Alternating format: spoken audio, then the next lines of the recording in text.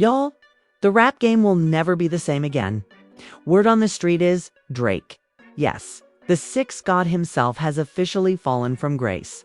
And this time, it ain't just internet hate or a sneak diss from Pusha T. This time, it's bigger. Way bigger. We talk in betrayal, leaked voice memos, shady contracts. Even family members turning their backs. So here's what went down.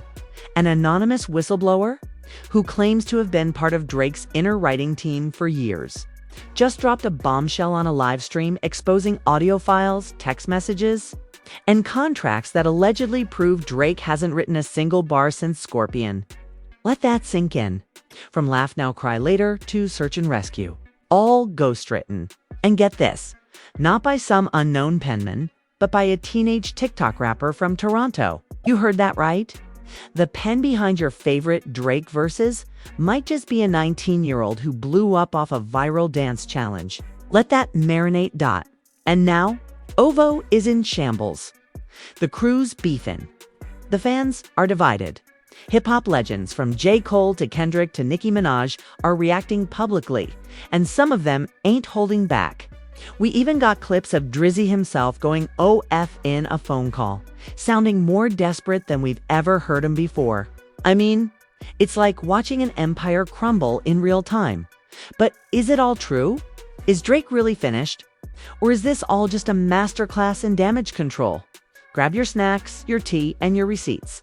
'Cause we're diving into the scandal that's shaking the industry too. It's core. This is the story of the fall of Drake. Ghostwriting scandal destroys his career. Let's get into it, yo. So boom, here's where it all started. It was a regular Tuesday night in Toronto.com, cold, quiet. Drake had just come back from Paris after a sold-out show, feeling on top of the world, like always. But what he didn't know was that someone close to him was about to flip his whole world upside down. See, behind the scenes, there's been whispers. Quiet ones. The kind that float through studio hallways and luxury hotel lobbies. Whispers about who's really writing those bars, those heartbreak anthems, those hits that get stuck in your head. And now, the whispers just screamed. It started with a live stream. Not a huge one, just a couple thousand viewers. An up-and-coming Toronto rapper named Lil Never, barely 19, hopped on IG Live and said 5 words that would send shockwaves through the industry. I wrote for Drake, bro. Everybody laughed at first. Thought it was clout chasing. But then Lil Never smirked and said, "Y'all think I'm capping? Let me show y'all some." It's when he pulled up a laptop. And what was on that screen? Pure fire reference tracks. Full verses. Even voice notes with someone who sounded an awful lot like Drake reacting to the tracks. At first it seemed like a stretch. But then a deep voice in one of the recordings said, "I never, that verse you sent. That hook. Keep that same energy. I'ma flip it for the album." Fans started analyzing, comparing flows, bar for bar, track for track, and the similarities. Scary accurate. Within minutes, the clip was screen recorded, reposted on Twitter, and boom, the internet exploded. Hashtags like #DrakeExposed and #Nev, the ghostwriter, started trending worldwide. People were in disbelief. Drake's team went into immediate lockdown. No press, no comments, not even a cryptic story post. But the silence. That said more than words ever could. People started asking questions. Why hasn't Drake denied it? Who is Lil Never really? And how did a kid with 30K followers end up penning bars for one of the greatest to ever do it? But the plot thickens. A week later, DJ Academics dropped a YouTube video titled Voxo Writer Leaks. And in that video, things got real messy, real fast. Ak pulled out DMs allegedly between Lil Never and one of Drake's producers. In the convo, the producer promised him $20K for a hook, ghost credit, and full NDA. The NDA part? That's what made fans lose it. Because if it was real, that meant there were multiple songs with outside pens that we never knew about.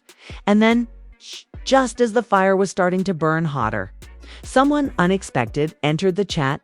Quentin Miller. Yep, the same Quentin Miller. who was at the center of Drake's last ghostwriting controversy back in 2015. He dropped a cryptic tweet. History repeats itself, just with a new pen.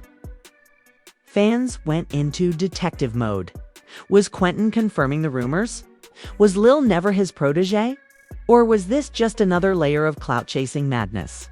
But here's where it gets wild. Someone hacked into Lil Never's Discord server. Private messages were leaked, and in those messages, full conversations with someone saved under the name Aubrey. The chats were weirdly casual, like they'd been talking for months. Aubrey would send voice notes asking for mood ideas, breakup concepts, and even full lyrical direction. In one message, he typed, "Send me some cold winter-type bars, some lonely rich vibes." The language. Pure Drake. And if that wasn't enough, a 4-minute clip dropped on Twitter a day later. It was a screen recording of Lil Never playing a reference track for Search and Rescue. The voice sounded younger, lighter, but the flow, identical. Same cadence, same pauses, even the ad-libs. The video ended with a clip of Never saying, "Drizzy gone, tweak this, and it's up." The video racked up 5 million views in 12 hours. At this point, fans were split. Half of Twitter was saying, "Nah, Drake been doing this, he's still the GOAT." The other half, straight up canceling him. O.V.O. Pages went private. OVO Sound Radio skipped a week. And people started pulling up old interviews. Like that one with the Rap Radar podcast where Drake said, "I write all my SHT unless it's a hook or something collaborative." Now that quote aged like milk. But it didn't stop there. A former engineer from one of Drake's sessions slid into a popular gossip blog's DMs, and what he said. Jaw-dropping. According to him, Lil Never wasn't the only ghostwriter. He dropped 4 more names, all underground writers, mostly from Canada. He claimed that Drake's last 3 projects were heavily assisted, and that one of the writers was only paid in sneakers and VIP passes. The blog posted screenshots of the convo and tagged all the names. One of the writers, an R&B artist named Kiana Fox, responded with just 2 words, "They not ready." And that's when the family got involved. Drake's cousin, who goes by Noel on Instagram, posted a story that said, "Some of y'all forgot who put Toronto on the map. Put some respect on Aubrey's name." Within an hour, his story disappeared, replaced with a black screen and the word "disappointed." Fans caught it, screenshotted it, and boom, now the narrative was shifting again. Was the family beefing internally? Was Noel mad that Drake let outsiders write for him? People started bringing up Drake's dad, Dennis Graham. He'd always been vocal. So when he went on Facebook and posted, "The industry been shady since the 70s. Y'all just catching up." People read between the lines. Some said it was shade at Drake. Others said he was defending his son. But either way, the family was starting to feel the heat. And speaking of heat, the industry was watching too. CHARLAMAGNE The God threw subtle shade on The Breakfast Club, saying some rappers rap, others read, and some just hire good editors. Joe Budden did a whole episode dragging Drake for using young writers while preaching real rap, okay? And the wildest reaction came from Nicki Minaj. She liked a tweet that said, "If Drake don't write his rhymes, what's real anymore?" And y'all know how close they used to be. Fans started speculating that their friendship might be fractured for real this time, with every hour. This scandal was getting messier. New leaks, new voices, new allegations. Drake still hadn't said a word. Not on IG, not on Twitter, not even in some cryptic caption. The silence. It was haunting. Fans who once defended him were now turning their backs. The internet was eating him alive. And just when things seemed like they couldn't spiral any further, something else dropped: a full email chain between Lil Never and a senior OVO manager. And at the very bottom of the chain, a folder named for Aubrey, Private Vault. It was password protected. But screenshots showed it contained unreleased demos, beat packs, and titled files like Views Outro 2.0 and Never_Drake_Demo_Mix. Drake demo mix. The fallout was nuclear. Rap blogs started claiming Drake's entire discography might be in question. Spotify users began mass reporting songs. Some fans even started boycotting. The OVO fan base, once loyal to the bone, was now divided straight down the middle. And that's where part one ends. Because just when you think you've seen it all, the betrayal cuts even deeper. The internet's on fire, OVO is silent, and the whole rap game's holding its breath. Then, out of nowhere, a leaked phone call hits the timeline, and this time, it's not Lil Never, not a ghostwriter, not a producer. It's Drake himself. The audio is grainy, recorded on someone's second phone, probably, but the voice, unmistakable. That smooth, calculated, mid-tempo voice. That's Aubrey Graham. And in this call, he sounds stressed. Like really stressed.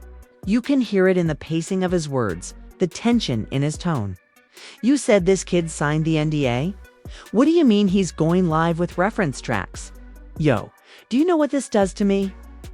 Drake was spazzing behind the scenes. And the person on the other end? Allegedly an OVO A&R who kept saying, "I'm handling it, bro. We didn't think he'd break." But here's the most damning part. In the clip, Drake says, "I've been breaking bread with that kid.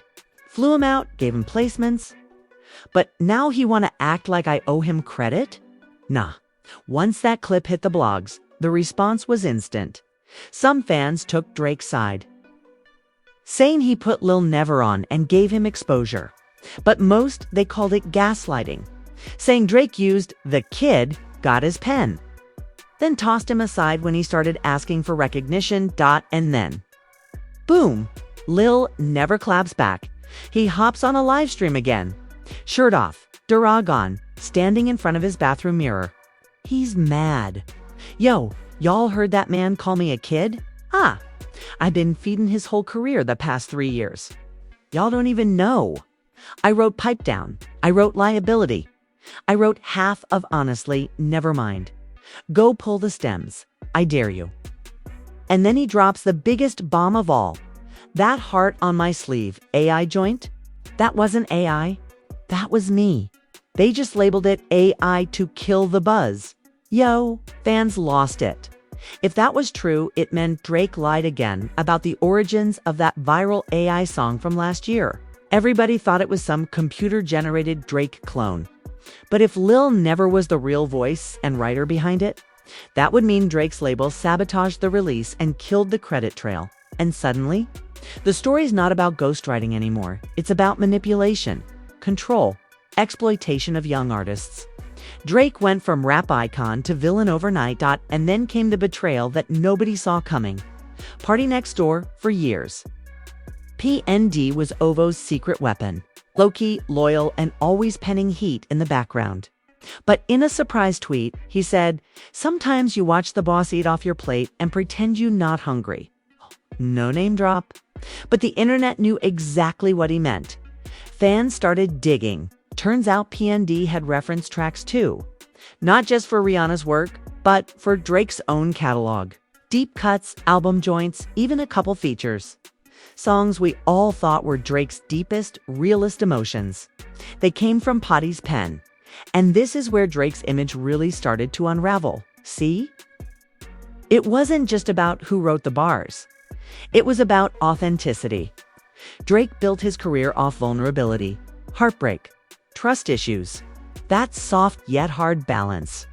But if those lyrics weren't even his, what was real? And then Meek Mill returned. Yeah, him. Meek tweeted, "I told y'all back in 2015, nobody listened. Now look, okay?" And suddenly the whole timeline was flashing back. To the beef. To back-to-back. To Drake ending Meek's career for a minute.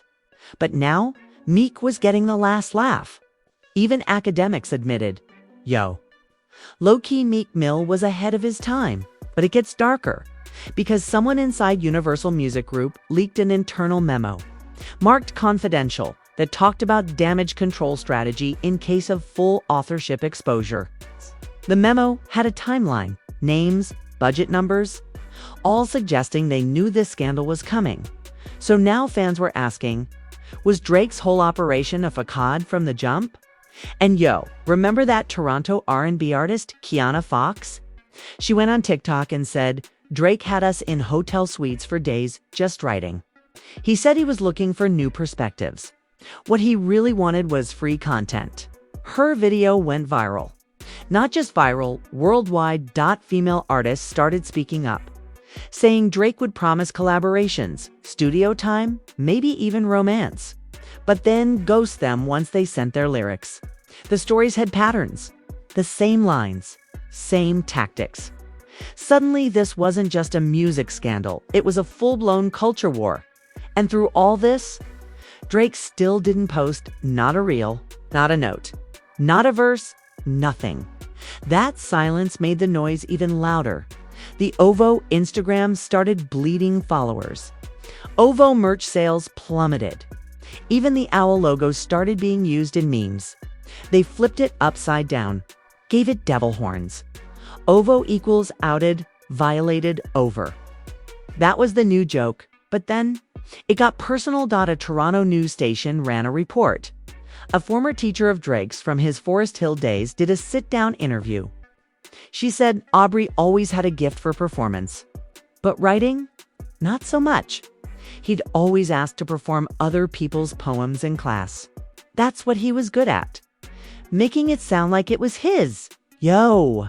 Even the hometown turned on him. And as if that wasn't bad enough, a childhood friend named Rico, who appeared in old backstage vlogs with Drake, posted a full 10-minute story time on YouTube titled, "I Watched Drake Steal Lyrics with My Own Eyes." In the video, Rico claims he was with Drake during the Nothing Was the Same sessions. He said they'd go to house parties, hear freestyles, then Drake would jot down bits and flip them into songs. He wasn't stealing bars, Rico said. He was stealing stories. Stories about pain, about love, about loss. Stories that weren't his. And that's when the narrative shifted again. People stopped saying he had ghostwriters and started saying he had ghost lives. It's a man with 1 billion streams, a mansion in Bridle Path, global respect. But none of the experiences were his. Was Drake just a character? After all the leaks, after the fan backlash, after the Toronto scene turned its back on Drizzy, everybody thought the storm couldn't get any worse. But then Noah 40 Shabib broke his silence.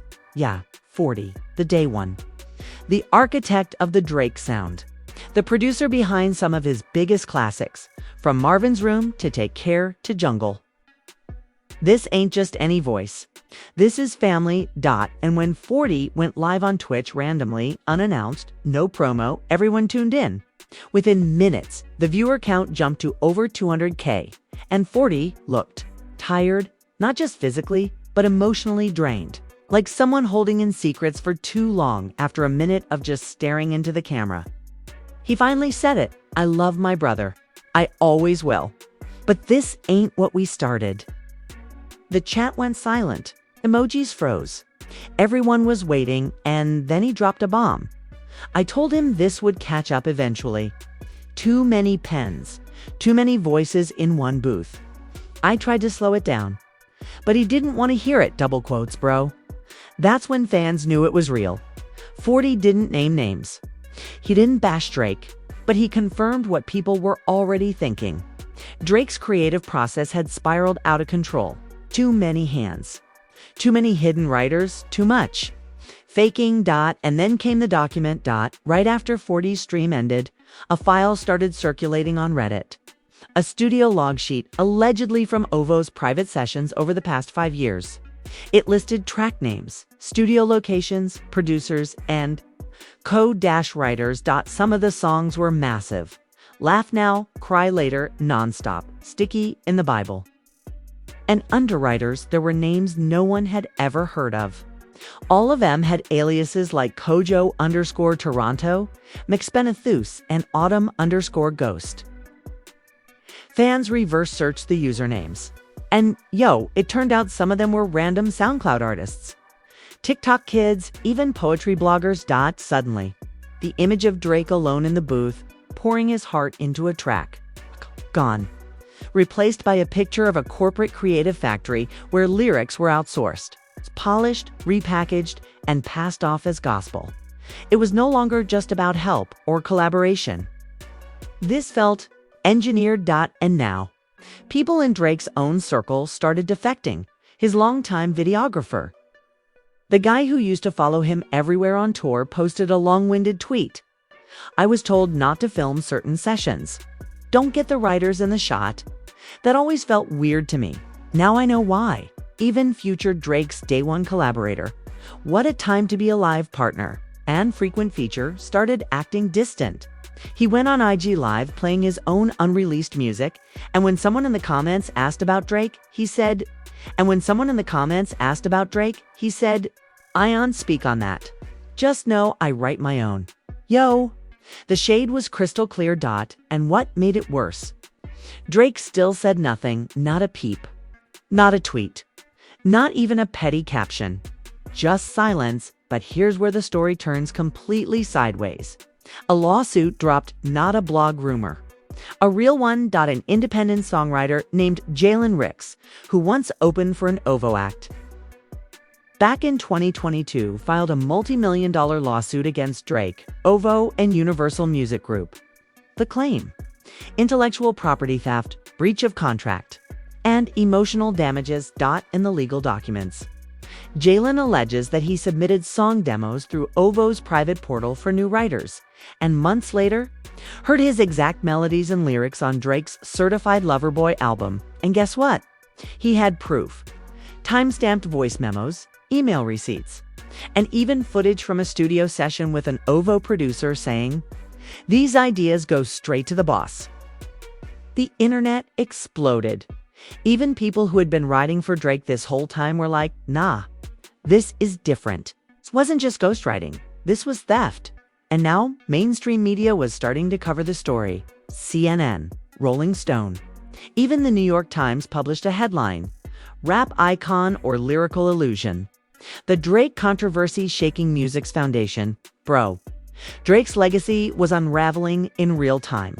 But then, in the midst of chaos, Drake finally broke his silence. It wasn't an interview, wasn't a tweet, it was a song. Out of nowhere, he dropped a surprise track on SoundCloud titled "Real Me." And in it, he rapped, "They think they know the man behind the pen, but even the truth get ghosted now and then. They voices a platform. They gave me a blade, now they cut from the table they used to get paid. I ain't Jesus. I ain't perfect, but don't act like these verses ain't worth it." Fans were torn. Some called it a weak attempt at damage control.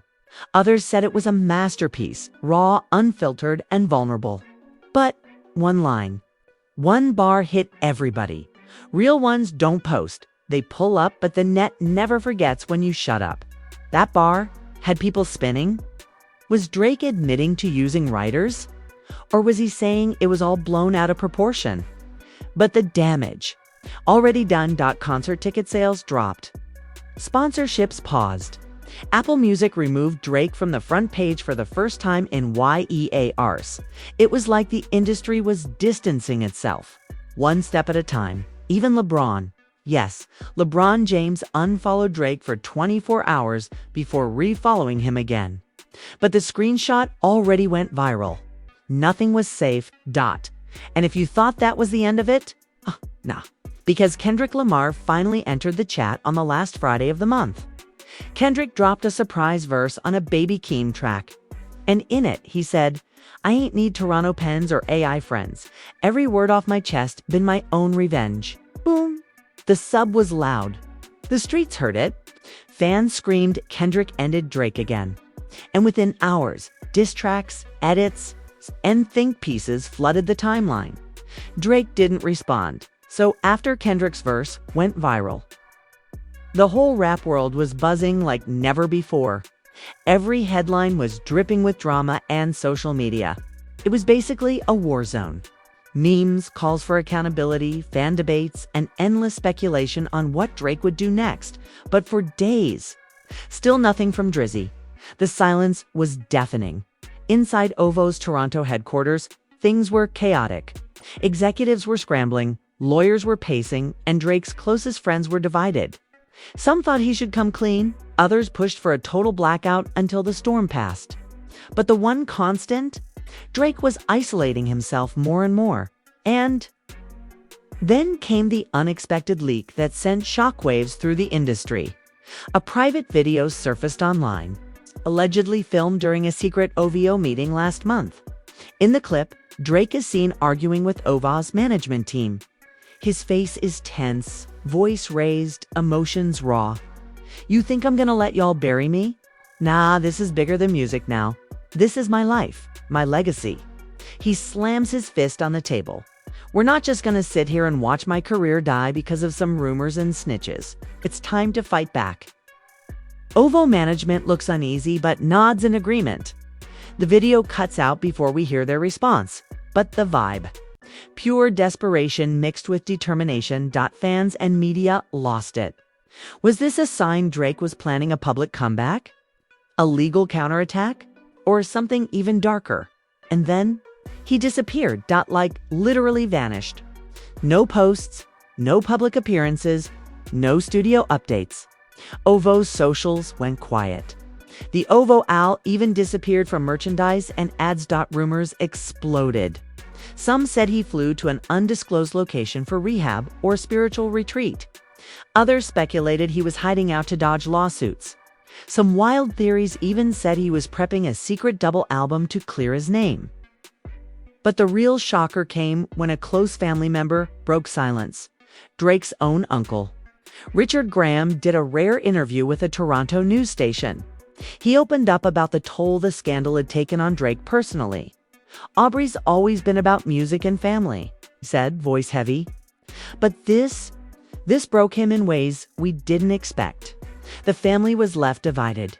Some believed the accusations, others stood by him blindly. It's been a nightmare. He went on to reveal how the pressure led to serious mental health struggles for Drake, including bouts of anxiety and isolation. Fans were heartbroken. They saw a superstar crumbling under the weight of his own secrets. Then came the final twist, the bombshell confession. At a surprise OVO press conference, Drake finally appeared, looking tired but resolute. He addressed the public for the first time since the scandal erupted. "I'm not here to deny the truth anymore," he began. "Yes, I've collaborated heavily with talented writers and producers over the years. Music is a team sport, always has been. But I never tried to hide that. The problem is when that collaboration turns into silence about who's behind the words. He paused, swallowing hard. "I made mistakes. I let the system pressure me into thinking I had to be perfect. It's balloon genius. And that's not real. So yeah, some of those lyrics weren't mine alone. But every song, every album came from my heart. That pain, those emotions, they're mine." The room was silent. Reporters scribbled furiously. Drake continued. "To those who feel betrayed, I get it. To my fans, my family, and my friends, I'm sorry. I'm human. I'm learning. And I promise to be better and more honest moving forward." Then, out of nowhere, he announced a new project, an album titled Truth Serum, described as a raw, unfiltered diary of his career, mistakes, and redemption. And just like that, the world held its breath again. Some fans praised Drake's honesty, calling it a brave step toward healing the industry's dark underbelly. Others remained skeptical, waiting to see if the new album would live up to its promise. OVO stocks slowly rebounded. Sponsors cautiously returned. Drake's social media started buzzing again. But the question remained, could he ever fully reclaim his throne? Could his superstar built on layers of collaboration and secrecy survive this? And that's where the story pauses for now. Because in the music world, the next move is always the most important. And now it's over to you. What do you think about Drake's fall and possible comeback? Did he deserve the backlash? Or was this just the industry's way of tearing down a legend? Do you believe his apology? And what are you expecting from Truth Serum? All right, fam, now that you've been through this roller coaster of a story from the jaw-dropping leaks, the heart-wrenching betrayals, to Drake's ultimate confession, it's time to hear from you. What's your take on the whole scandal? Do you think Drake's fall was justified? Or is this just another example of the music industry's harsh double standards? Do you believe his apology was sincere? Or just a carefully crafted move to save face? And what about that upcoming album, Truth Serum? Will it be the redemption story we're all waiting for, or just another spin in a long saga of drama? We know emotions ran high during this whole situation. Fans have been shocked, the family was left divided, and the whole rap community has been buzzing nonstop. Now it's your turn to weigh in. Drop your honest opinions in the comments. Don't hold back. We want to know who you're siding with. What you think about the ghostwriting allegations, the leaked recordings, and the insider drama that rocked OVO to its core. If you enjoyed this deep dive into one of the biggest rap scandals of the decade, make sure you smash that like button. Your support helps us bring you more exclusive content like this. Breaking down the hottest stories in music and entertainment with all the drama and tea you crave. Don't forget to subscribe and hit the notification bell so you're always first in line when we drop the next video. Trust me, you won't want to miss what happens next in this wild saga. And remember, the drama doesn't stop here. This story is still unfolding, and the rap world never sleeps. So stick with us, stay tuned, and keep those comments coming. We read every single one. Peace out, and thanks for watching.